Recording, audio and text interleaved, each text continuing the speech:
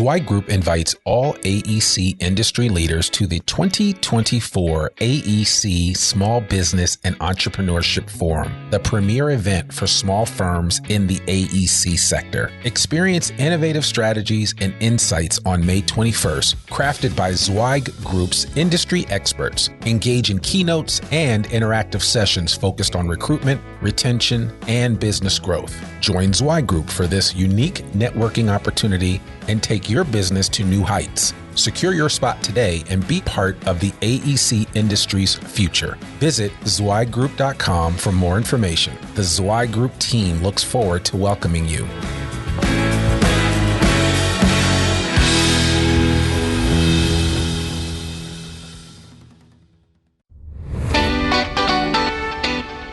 Welcome to the Zweig Letter Podcast, putting architectural, engineering, planning, and environmental consulting advice and guidance in your ear. Zweig Group's team of experts have spent more than 3 decades elevating the industry by helping AEP and environmental consulting firms thrive.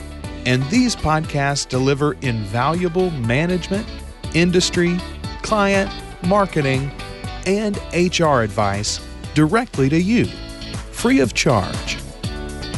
The Zweig Letter Podcasts, elevating the design industry one episode at a time.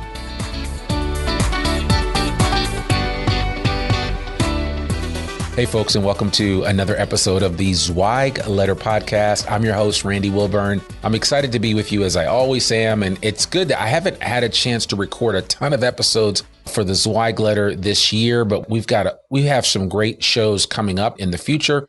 But today's guest is certainly no exception to the laundry list of wonderful people that we're going to bring on the show to kind of share what they're doing in the design industry space. And so without further ado, I want to welcome David Bolt to the podcast. David is the president of GMB. They have 3 offices up in Michigan, in the Great Lakes region, as well as one in Indiana, which is, as I like to call it, our heartland. And they're doing some really interesting things, but I'll let David tell you a little bit more about GMB and about who he is so that you know who you're listening to. But I certainly encourage you to grab a notepad, take some notes, or if you're driving, just, be sure to save this particular episode because you're going to want to come back to it and just hear some of the nuggets of wisdom that will be shared today. So without further ado, David, how are you doing?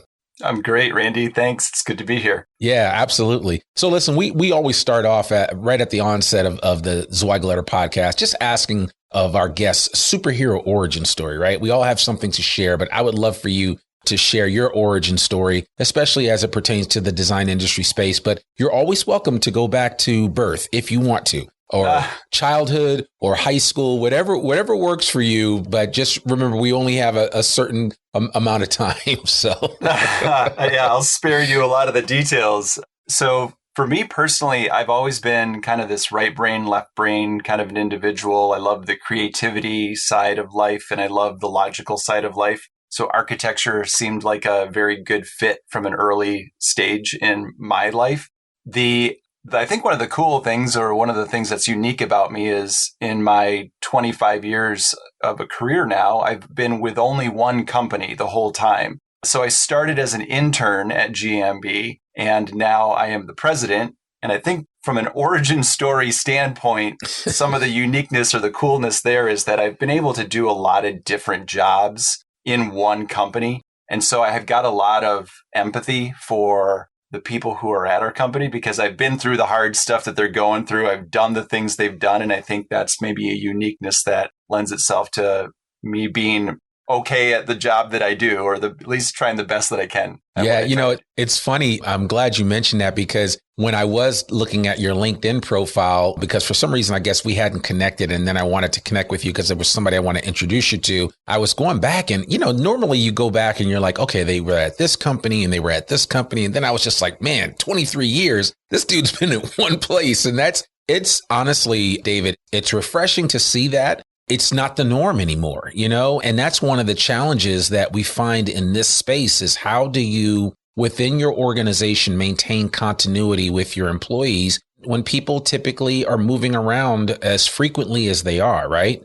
Yeah. But people have asked me how do you stay at one place for so long? And I think for me, it's been the fact that I've been able to do lots of different jobs. So while I've been at one location, I've been able to do lots of different things. And I think that's what people are often looking for is what's the next challenge and what's the next thing. So that's, I think, helped me in my leadership position now too, is saying, hey, people need that next challenge, right? Or they will leave. Yeah. So giving them that thing to look forward to has been part of my career and my origin. And I think I appreciate that and see that in other people. And if they don't have that opportunity and that next thing to look forward to, they're going to look for it somewhere else. So if you can give it to them in one place, that's awesome and they'll stick around. Yeah. So I'm curious to know, do you across your staff have a fairly high amount of longevity within GMB? Yeah, we do. We actually just had an employee retire who was at 46 years in our company, which is amazing. And we've got a couple right now that are over 30. Wow. So we've got a lot of good longevity, and yet our growth path as well has had us, we're forced to hire a lot of people. So we've got a lot of new employees and a lot of very senior employees who have been around for a long time, which is a really cool mix. Yeah. Yeah. And that person at 46 years, they kind of know where all the bodies are buried. So, do. As they walk out the door, you ask them to draw a map, right? Just right. To kind of share that with you as you leave. But leave us your phone number.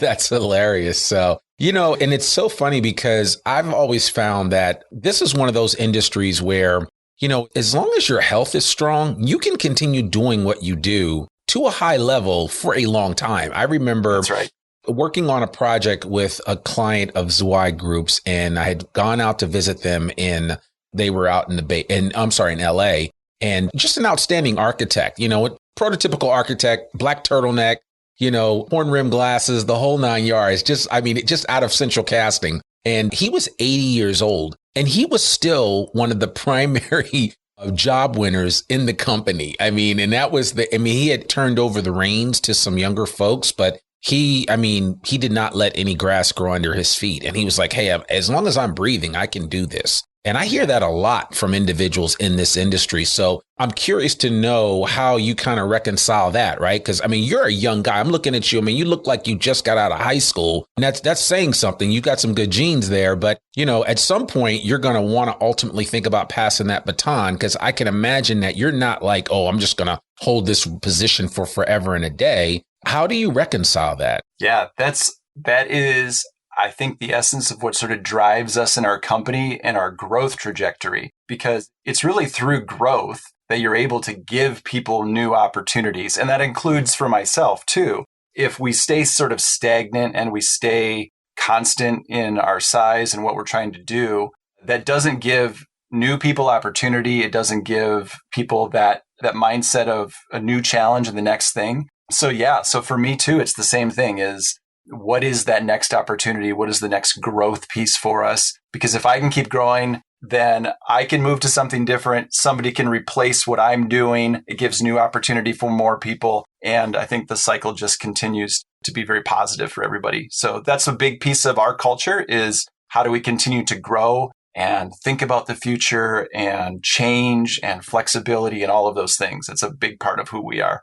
I'm finding more and more firms in the design industry space are adopting that mindset, right? Whereas it was before, it was like, once you were handed the mantle and you had that mantle of leadership, you were holding on to it for dear life. You were not relinquishing it to anybody. Nowadays, the concept and the paradigm has shifted to where almost this mindset, which is something I've shared in many leadership trainings that I've done, is that as a leader, your job is to work yourself out of a job. Not that anybody's going to fire you, but that you're going to create opportunities for others behind you to step into where you are so that you can then go do something else. And I think that's an important lesson for people to kind of hear. And it's one of those where I don't mind repeating that. And people have heard it said that I've said it on this podcast many a time because it bears repeating. And we need that reminder, because from the lowest rungs of the ladder in any design firm, individuals need to understand that they need to create space for themselves as well as for other people around them. So assistant project managers.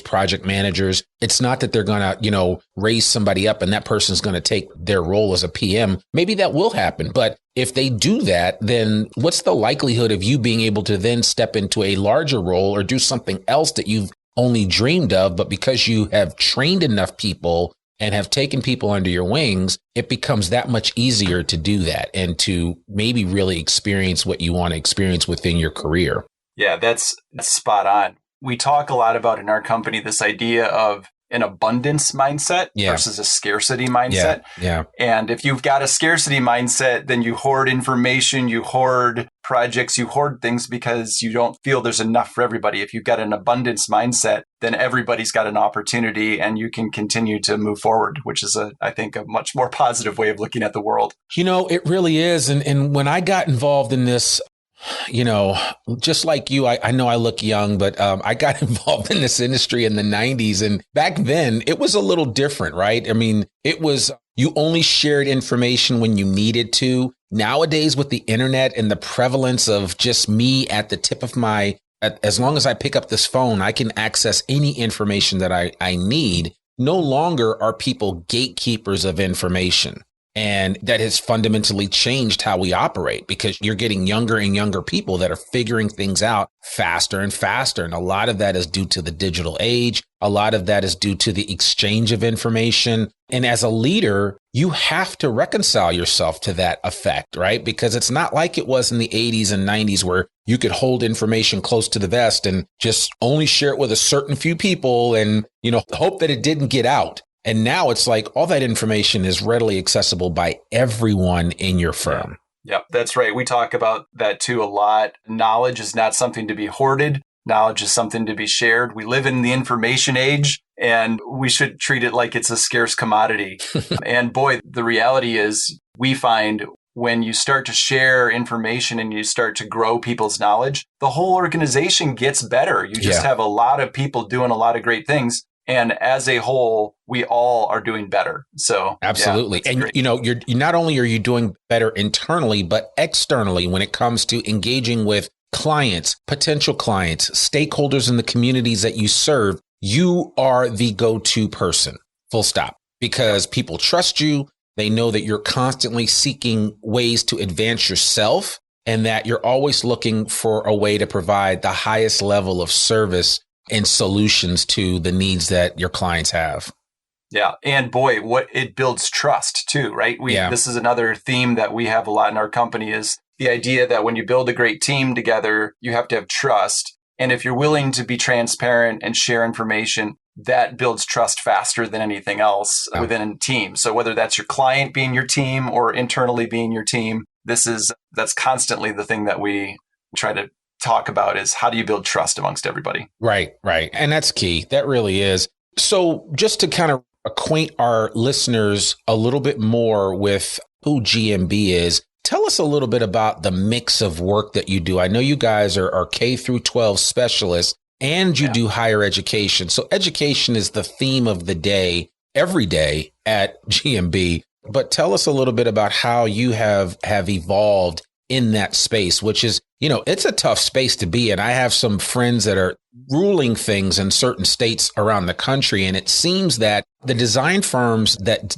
deliver the best products and really deliver higher and above what their client is expecting are the ones that keep getting the follow-up work. But I'd be curious to know if you would just share with our audience a little bit about GMB's profile when it comes to K through 12 and higher ed. Yeah. So maybe this is a good time to sort of talk about the history of our company too. We were founded in the late 60s. So we're a 54-year-old company at this point. And we sort of started in a very traditional way, just a lot of a generalist type of work. And then in the 90s, we started to get a lot of schoolwork as part of our portfolio. Mm-hmm. And that we started to build more and more of that into our whole overall portfolio. But we still had a lot of different other silos that we were working in as well. We really looked, and in about 2017 was about the time that we started to look at our portfolio and say, we're doing about 70 to 80% of our work in the education space.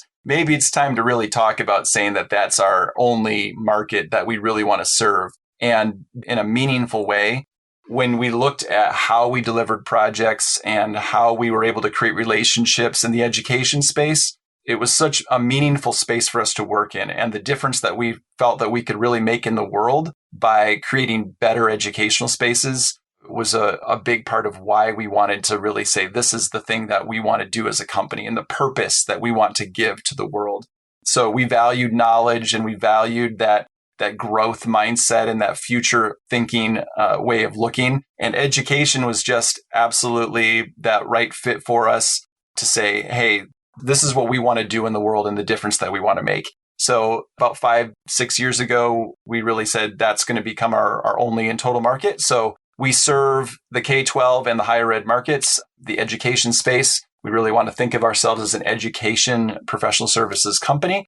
And we have our work in the Midwest primarily, where our offices are located in the K-12 space, certainly in higher ed. We branch out a little bit further and we've done some work around the country, but that's kind of our portfolio mix. And it's about 70 to 80% in the K-12 world, and it's 10-20% in the higher ed space. You know, I'm curious to know, and so you've kind of weathered the storm through the pandemic.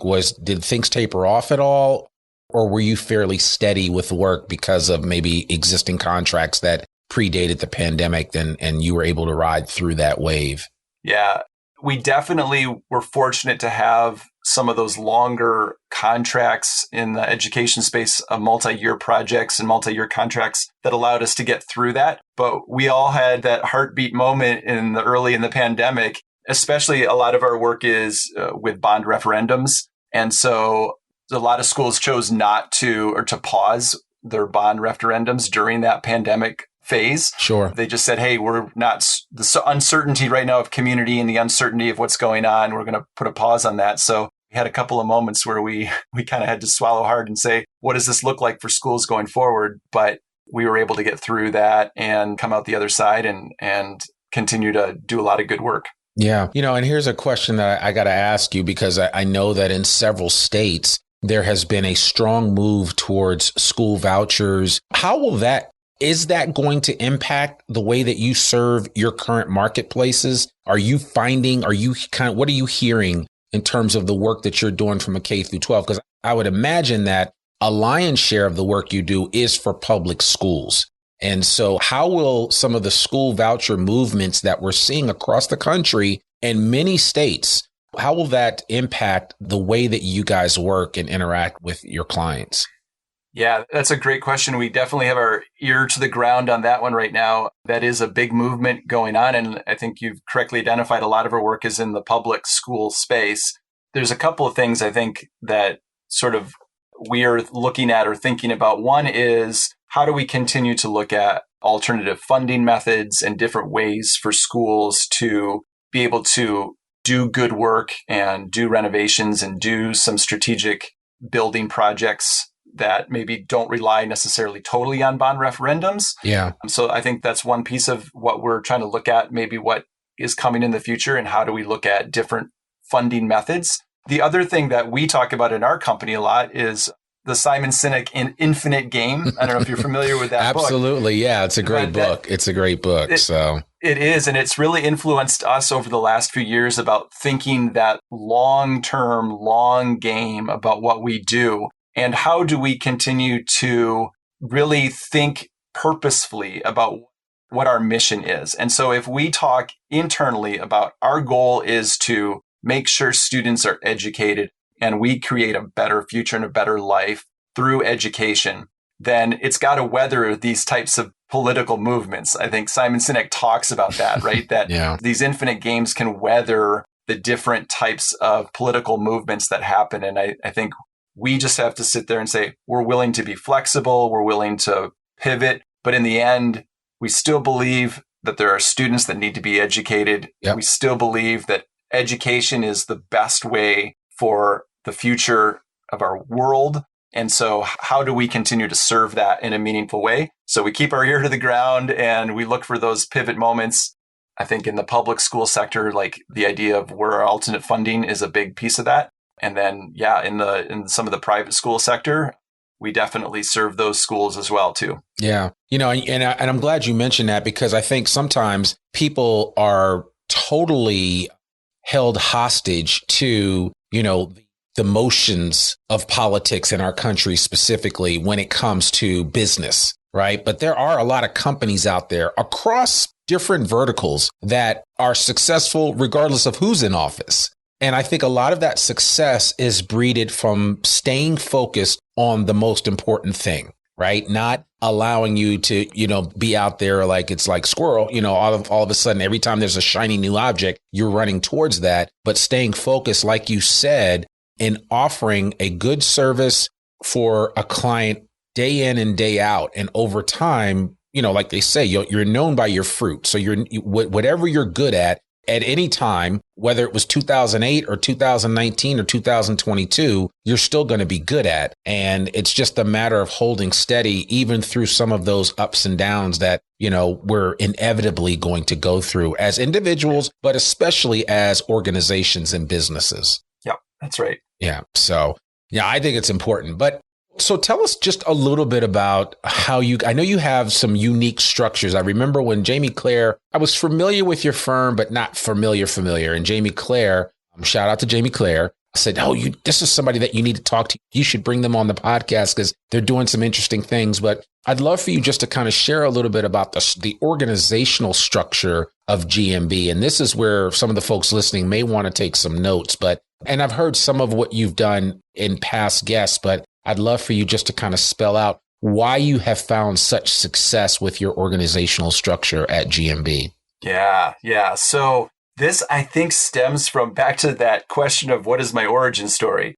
Coming up through the organization, feeling all of the different positions within the company, empathizing with all of the people who are doing the good work every day. When I got into a position of leadership and my leadership team who joined me, we really were at a size of our organization, and we're about 70, 80 people. And that starts to be one of those tipping points where you feel that there's need for more management, some more system to help guide the organization. There's all of these sort of thresholds that happen along an organization's pathway. And we were at one of those. And so we were taking some deep looks into our organization and say, what is going on? How do we continue to help structure and organize ourselves? What does this mean? And we were set up in a fairly traditional way with principals in charge and different groups working under individuals that were principals in charge. And we started to really look at what are some of the fundamentals of the beliefs that we have about our company and where we want to go, and how are we structured, and how do those things either match or how do they not match? And I'll sort of summarize it down to one big aha moment for us, which was, do we put people first or do we put process first? And we sort of believed these two fundamental things. One is we treat people really well, and we really wanted to make sure we're caring for the people that work in our organization. And we want to deliver just a really great product. We want to create good relationships with the clients, and we want to really put together good work, good designs, good buildings. But sometimes those things are at odds. And there are times when the rub happens, and every organization has to pick a moment in time and say, well, which one is going to supersede the other one? And not that they're both not important. They're both very important. But at some point, one has to supersede the other. And we started to really look at it and say, well, what happens when it's people instead of the process, or people instead of the product? Not that we're not going to deliver a great product, but what happens when we treat our people first? And that became our guiding principle of people first. And when we started to really unpack that started us on this journey of, well, when you do that, you have to start reorganizing a lot of different things in your company. So we as a leadership team read this book called Team of Teams, which is by General Stanley McChrystal. Yeah, I'm not familiar with it. Yeah. I've heard of that book. He wrote this book that was about a realignment of how the U.S. Army was working. And the fundamental concept there was that the hierarchical structure of the Army was not working in a very rapid and flexible environment that didn't allow a lot of agility. And we kind of looked at that and was like, well, there's a big parallel to what we're doing. We need to be agile. We need to be flexible. We need to be able to quickly pivot on different things. So they created this structure called the Team of Teams structure. So it's teams made up of other teams. And that was one of the catalysts for our reinventing of who we are. We read a lot of other books about this different types of organizational structures.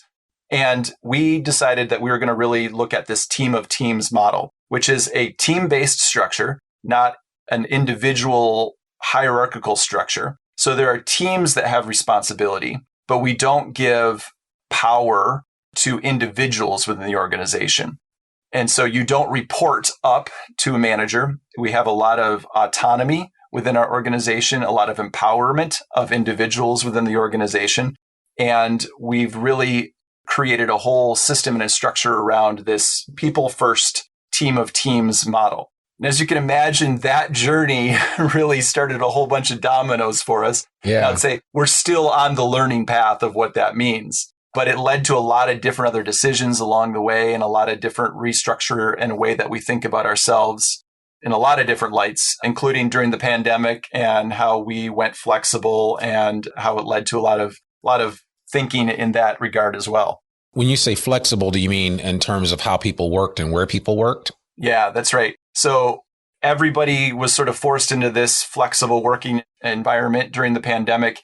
It was really kind of a seamless change for us to move out of offices and move to flexible working. And so with our sort of our core values, we've kept that working environment to be very flexible for people. So we still have physical spaces that people can land in, but nobody's required to go there. And we've just allowed our employees to be just radically flexible in both their hours and in their location. And that's been it's been a big, easy change for us, I'd say. Yeah, I love that. And I know there's somebody listening to this like, okay, great. Well, how do you measure that, right? How do you keep track of that? I would love to just let my people work from wherever, whenever, but how do you measure that, right? Because I remember going into firms and the first thing out of everybody's mouth is I would do a lot of executive search work. And so we worked with companies all over the country from a talent acquisition perspective. And the first thing that they would mention out of their mouths is we need somebody that's, 80 to 90% utilized and the whole paradigm has shifted. A lot of it's due to the pandemic. A lot of it's due to just, kind of doing what you need to do because of the current circumstances. But then also a lot of it is just, there was a day of reckoning coming for our industry in terms of how we handled man hours or hours, right, for employees. Yep. And so I'm just curious to know, how did you guys reconcile that aspect of it? And what was that conversation like with, and I won't say the leadership, but with some of the teams? Yeah. Well, here's the part where I'm going to blow everybody's mind. We don't measure hours. We don't bill that way. And we don't measure our employees with hours. Wow. And yeah, that's the part where I know everybody's going to stop your car right now and pull over to the side of the road. Because that's the reaction I always get when I say that. Yeah. But it's something that we were doing pre-pandemic. Okay. And so that's sort of why allowing that flexibility to shift was sort of really easy for us.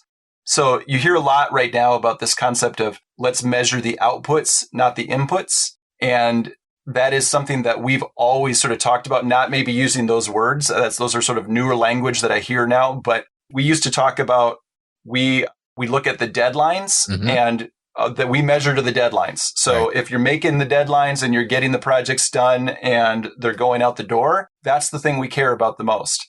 We set our fee structure based on projects, not on billable hours. So we think there's a value for what we do and we negotiate for that value and we set a fee based on that value. So we don't have to measure our employees' hours in order to bill, which means that we don't have to measure people's utilization. And man, does that free you up to do a lot of really cool things in an organization when you're not worried about everybody trying to hit certain utilization targets. Yeah. And we all know that you can game utilization targets, you can game hours. There are people who are way more efficient and people who are way less efficient. And why should the more efficient people get punished for something? So we've never really done that. We've never measured hours and we've never measured utilization.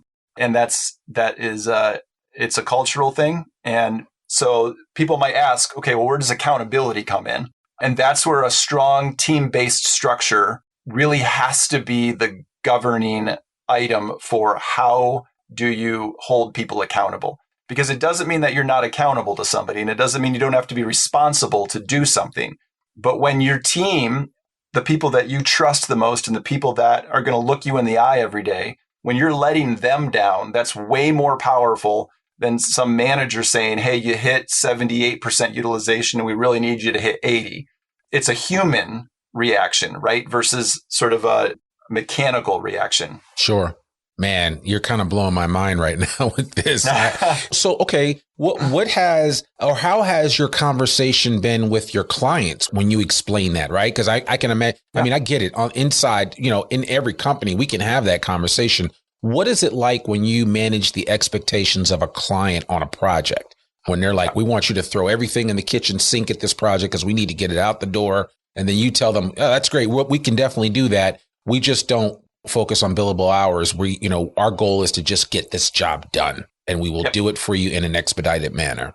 Yeah. I think it has the same positive effect on the clients because they're not worried about, well, if I make a phone call and I call my architect, am I going to get billed for that? They're not worried about, well, wait a minute, we wanted to pivot to this thing, and am I going to get nickeled and dimed over adding a little bit of extra something? When we talk about, hey, we're going to deliver this project to you. Here's the scope. I mean, we still have to be clear about the scope and some of the boundaries of that. Mm-hmm. And here's the value we think we bring to that. Now our job is just to get that done. Yeah. And sometimes we're more efficient, certainly, at doing that. And sometimes we're less efficient at doing that. But then that's us owning that, right? And that's how we can talk about it with the client, that we think we're bringing you a value. We're going to bring you that value. And so we're not going to worry about the fact that maybe we have to do a little bit more to get this done because we think you deserve that and we owe you that value. So they definitely becomes much more, again, this people first culture, right? Sure. Human-centered culture is, I think, what allows us to do that because it's about treating people and relationships as relationships and not as commodities and things that are just simply transactional. Yeah, well, no, that makes perfect sense. So, and I know this is going to be a next question on somebody's mind. I'm just in my head, I'm just playing out all the questions that some of our listeners might have. How does this play into profit? How does it impact that aspect of it? Yeah. So the way that we look at profit, I mean, I'll say this, we've been very profitable as a result of all of this. And I think it's because we're also allowed that flexibility of saying, hey, we're delivering a value for this product. And if we do that really efficiently on our end, then we can make a lot more profit by doing that, right? When we're not necessarily worried about the billable side of life. And yes, we are subsidizing other things in that process, but we look at profit holistically. So the whole company is a one company. We don't have profit silos within our organization. Okay.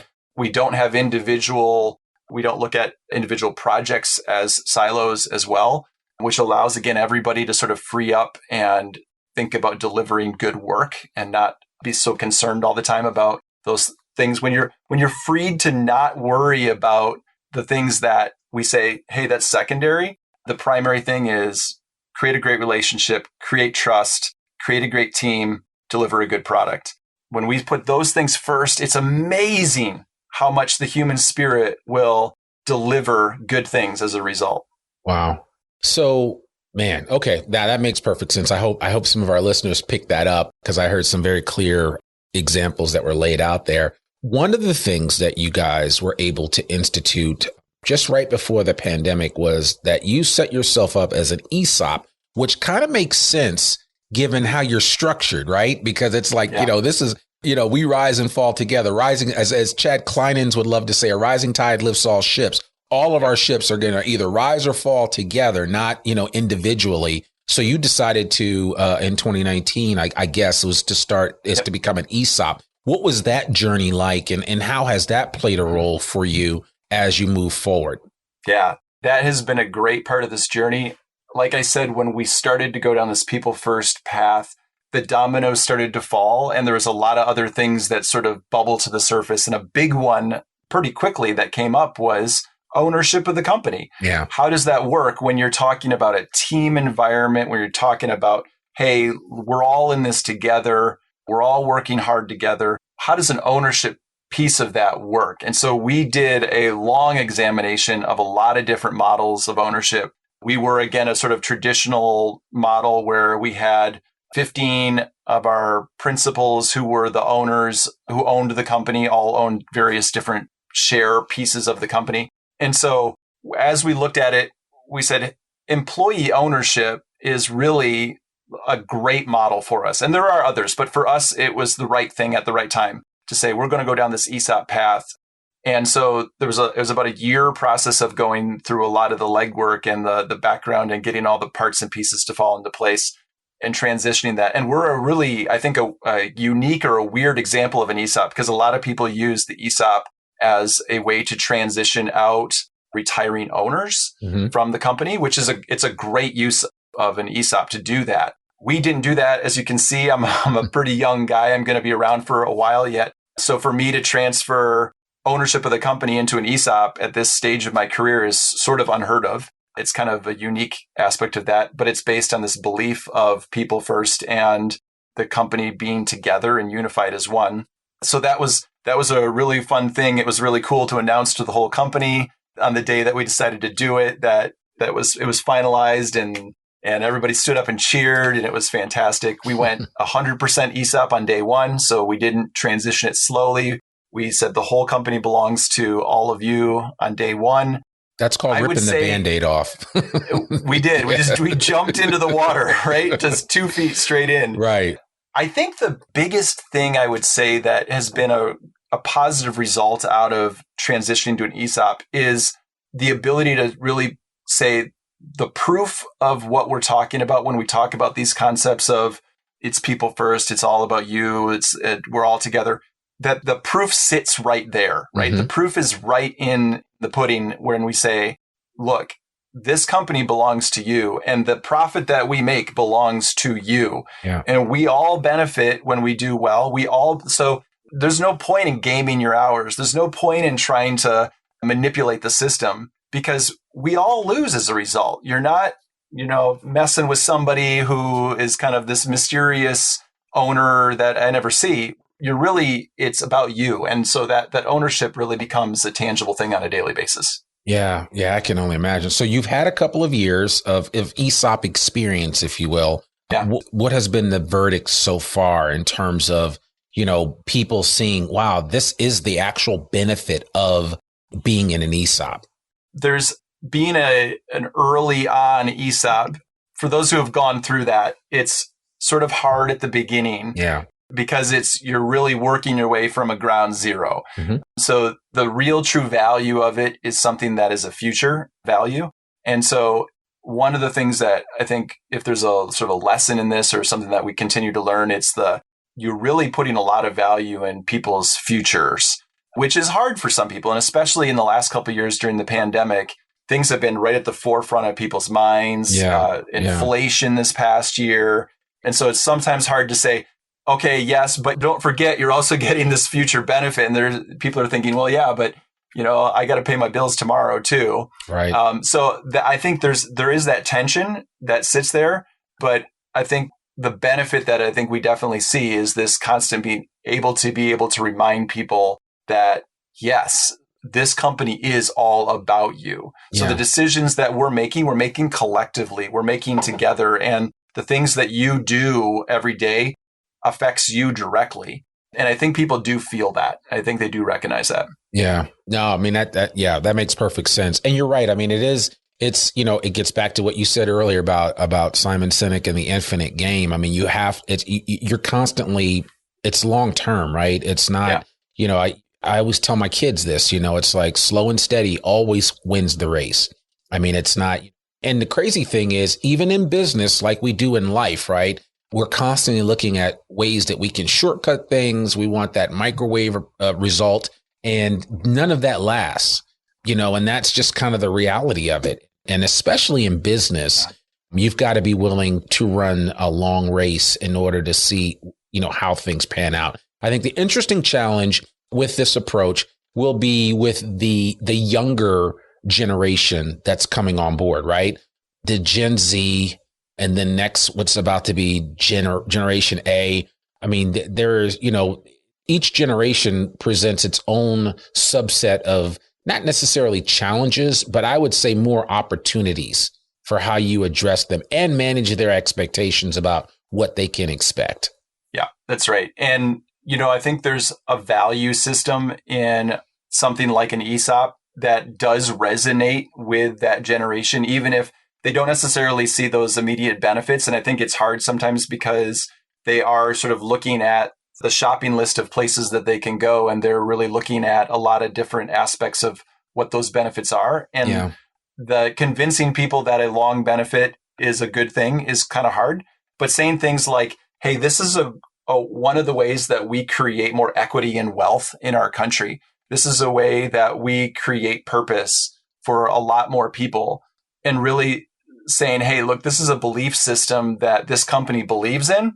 And whether you see the tangible benefit or not right away, or whether you think that that is a tangible benefit or not, it still speaks to the belief and the character of the company that you're a part of, because we value this thing that says it's about you, not about somebody else. And I think that's where the biggest impact is, talking about culture and character and values of the company. Yeah.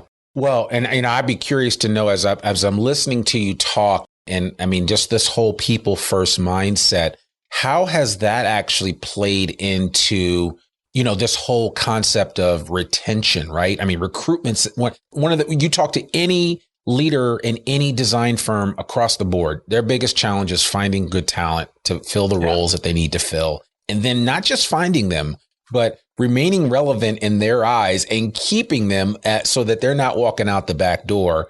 What are you guys doing that is affording you that opportunity beyond just the whole concept of people first, and folks understanding that you're not trying to extract every ounce of value out of them, but that you want them to have a really positive experience while coming to work at GMB? Yeah. I think a great example of this is how we try to onboard people and bring them into the organization on day one. So first of all, we used to be really, really bad at this. It used to be this experience of somebody would show up to work and it was just kind of this floundering and nobody really knew what to do. We actually have a story of a new employee who showed up to work one day. He was 15 minutes early. And he couldn't get in the door because the door didn't unlock till 8 a.m. So he's stuck outside the door. Right. Finally, somebody lets him in and he's sitting in the lobby, only to find out that the principal that we'd assigned to him was gone that day on a job site. Oh. So he had nothing to do. And we just said, okay, this is ridiculous. The experience of somebody who says, I'm excited to work here. I'm nervous to work here. I don't know what life is going to be like. We've got to improve that experience. And so we went through a pretty extensive process of revamping our whole onboarding system. So now what happens is when we first hire an employee, before they ever show up, they get a box in the mail from us. And that box includes a letter from their onboarding buddy. So not a person who's going to be in charge of them, but just a buddy within the company who is going to be their friend on day one.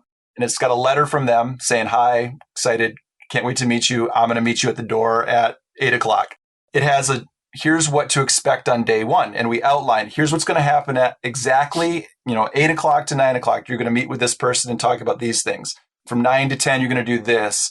At noon, somebody's going to take you out to lunch. Don't pack your lunch. We're going to buy you lunch on day one. So it goes through that.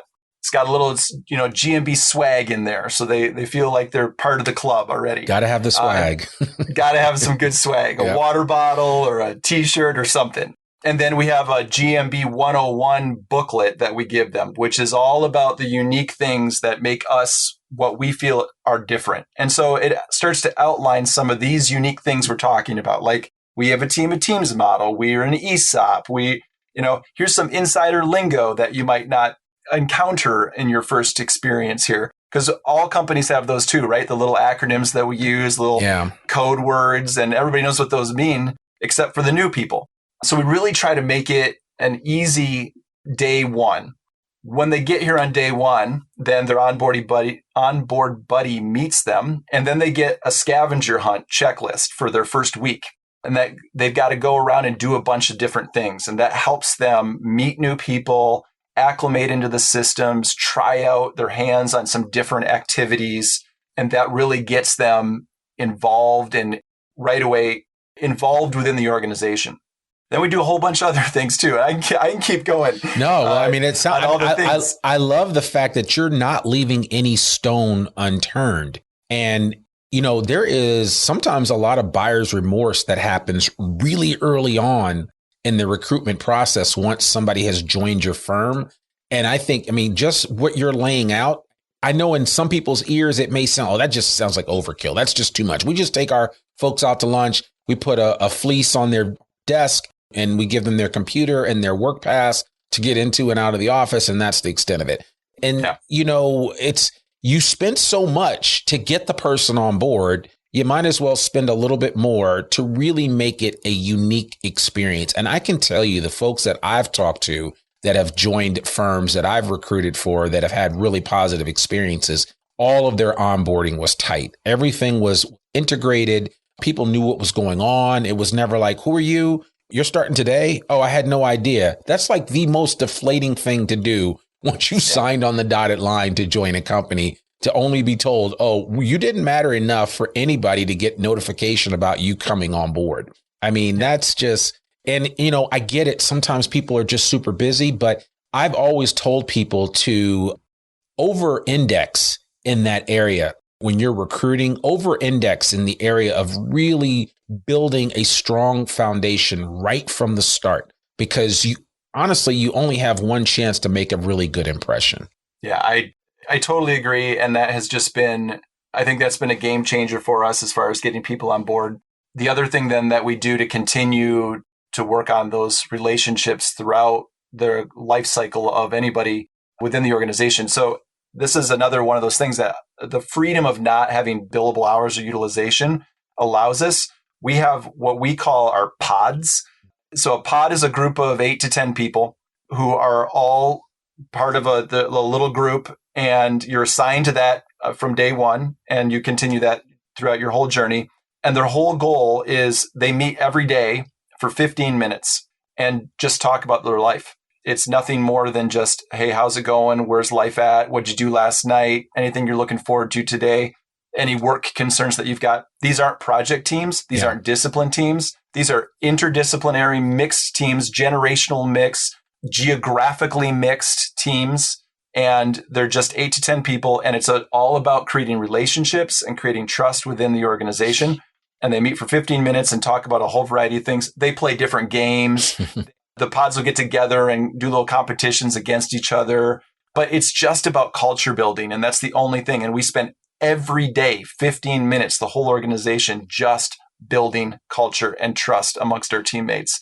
And I think that's been one of our biggest game changer differentiators too, for allowing people to feel welcome, to feel part of a community. The sense of belonging is really a really important aspect of what we're trying to do with that. So given what you just described, are sometimes these done face-to-face and sometimes they're virtual? So it can be a mixture?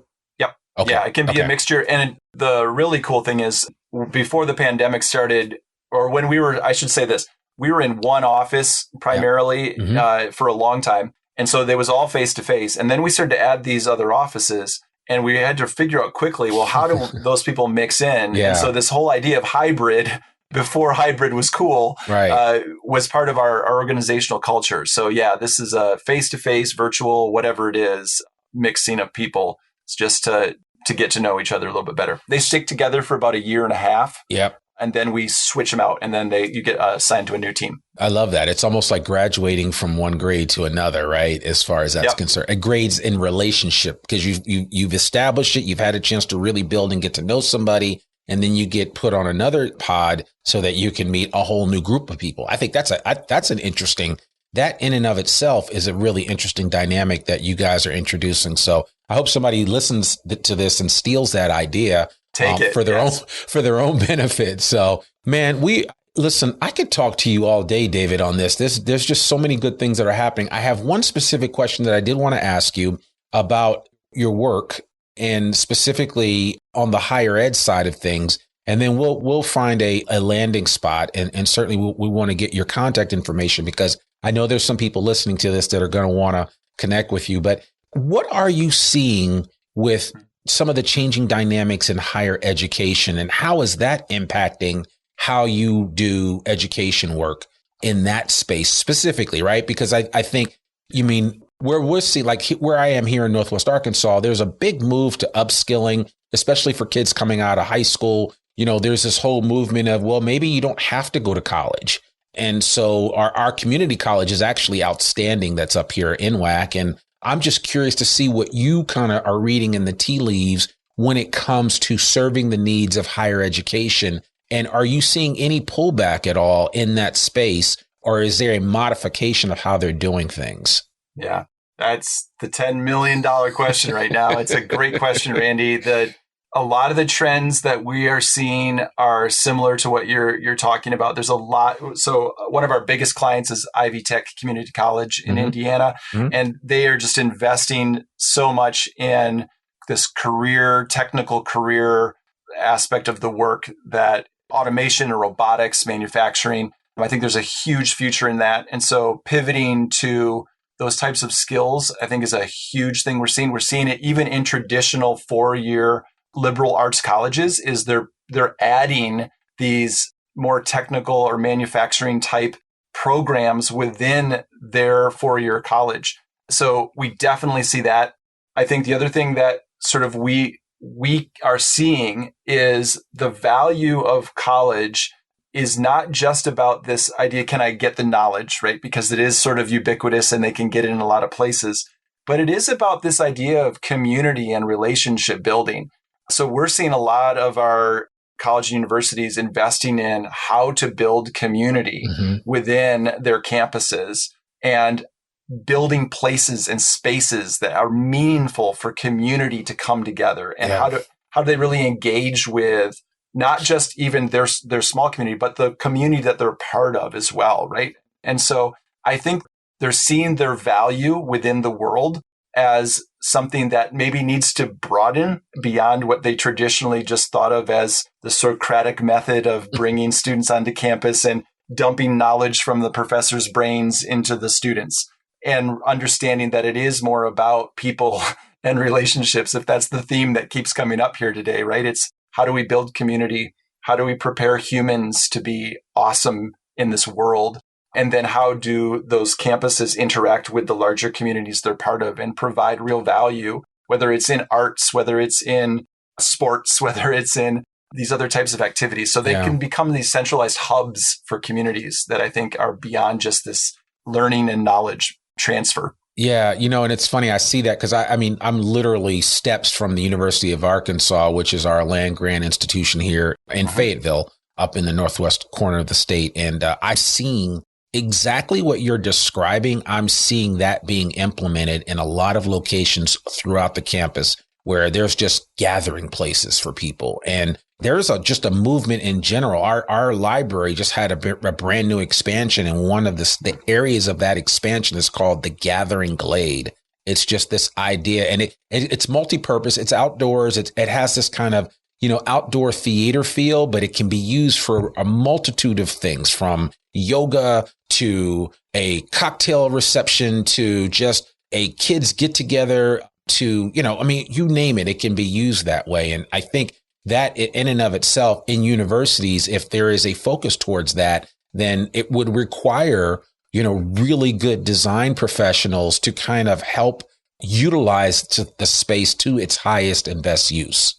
That's right. Yes. So anyway, that's a commercial for you right there. So thank you. You can take that and package it up and just send it to some of your potential clients and just say, hey, we talked about this on a podcast with this Zweig letter. So.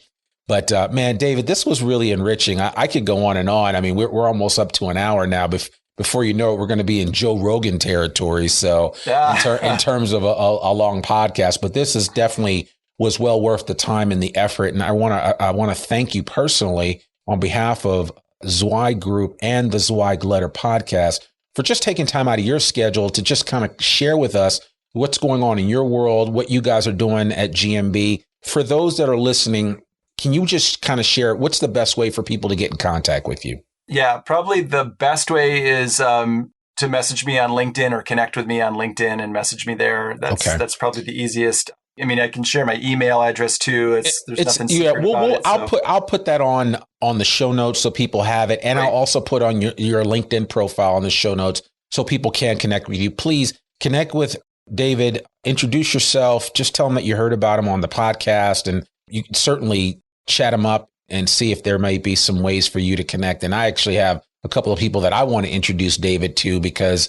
they're doing K through 12 education at a high level as well. And I've always found that when I've connected different design firms like that across the country, it's never a competition thing. It's always a collaboration thing. So you never know where your next opportunity may lie. And so I'm going to make sure that I do that, David. But thank you so much for connecting with us and sharing your story here. What's the website for GMB? It's gmb.com. There you go. Simple. GMB. That was good that you were able to get that. So that's cool. We were early adopters to the internet, I guess. So that's awesome. That's awesome. So, well, man, I'm glad to hear that. Thank you so much for taking the time to join us today on this Zweig Letter podcast. We really, really appreciate you. Thank you, Randy. It was a pleasure to be here. Absolutely. Well, folks, that's another episode of the Zweig Letter podcast. To learn more about one of the oldest newsletters in the design industry, visit zweiggroup.com. You can read articles online, listen to this podcast, and sign up for a free subscription to the newsletter and have it delivered right to your email inbox every Monday morning. Sign up today. For more information about Zweig Group's advisory services or any of Zweig Group's publications, visit zweiggroup.com. You can subscribe to the Zweig Letter podcast wherever you listen to it, and please consider rating and reviewing us on Apple Podcasts. I'm your host, Randy Wilburn, and we'll see you soon. Peace. Thanks for tuning in to the Zweig Letter podcast. We hope that you can be part of elevating the industry and that you can apply our advice and information to your daily professional life. For a free digital subscription to the Zweig Letter, please visit thezweigletter.com/subscribe to gain more wisdom and inspiration, in addition to information about leadership, finance, HR, and marketing your firm. Subscribe today.